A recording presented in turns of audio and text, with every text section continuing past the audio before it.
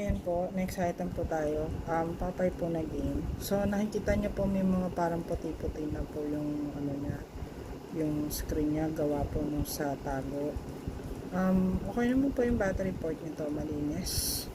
Tapos, pag nilaro niyo po yung game nito, bale, ang gagawin nyo lang is, kailangan masalo nyo po, or masalo ni Papa yung mga itatapon sa kanya ng mga items ni Olive. Ayan. So, medyo malabo na po yung screen niya. Kaya medyo malinaw po yung, or mas maliwanag po yung sa camera ko. Niliwanag ko na po para makita nyo po yung mismong game. So, yung scoreboard po niya, tsaka yung mga buhay nandito sa may gilid. Yun po yung parang purpose po ng game niya. So, ayan, medyo na-deads na ako. Choose another game po tayo.